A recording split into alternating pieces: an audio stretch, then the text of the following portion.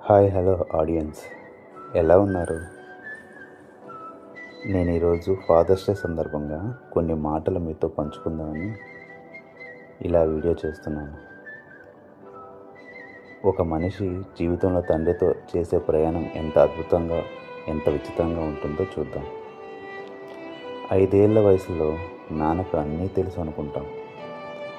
7 ఏళ్ల వయసులో నాన్నకు చాలా తెలుసు అనుకుంటాం. 10 ఏళ్ల వయసులో బహుశా నాన్నకు అన్నీ తెలియకపోవచ్చు అనిపిస్తుంది.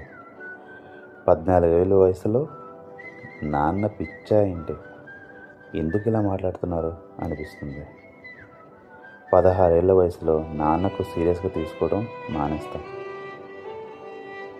18 ఏళ్ల వయసులో నాన్నకు అసలు ఏం తెలుసని అనుకుంటాం. 22 ఏళ్ల వయసులో నాన్న అర్థం లేని మాటలు మాట్లాడుతున్నారు అని విసుక్కుంటాం. 25 ఏళ్ళు రాగానే నాన్నకంటే నాకే ఎక్కువ తెలుసు అనిపిస్తుంది. 30 ఏళ్ల వయసులో దీని గురించి ఒకసారి నాన్నతో మాట్లాడితే బాగుండేది అనిపిస్తుంది.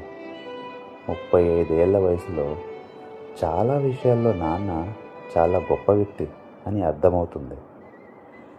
40 ఏళ్ల వయసులో ఇన్ని బాధ్యతలు నాన్న ఒక్కడే ఇంత సమర్థవంతంగా ఎలా నిర్వహించారో ఏంటో అని ఆశ్చర్యపోతాం. అదే 50 ఏళ్ల వయసు మన మీద పడగానే నాన్న ఇంకొన్ని రోజులు మనతో ఉండి ఉంటే ఆయన దగ్గర నుంచి ఇంకా ఎంతో నేర్చుకునేవాడిని అనిపిస్తుంది.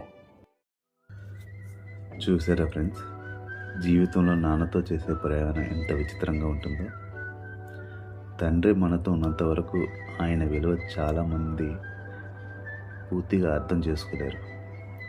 నేను కూడా అందులో ఒకడినే. ఆయన మనకు దూరమైన తర్వాతే ఆయన లేని లోటు ఎంత పెద్దదో అర్థమవుతుంది.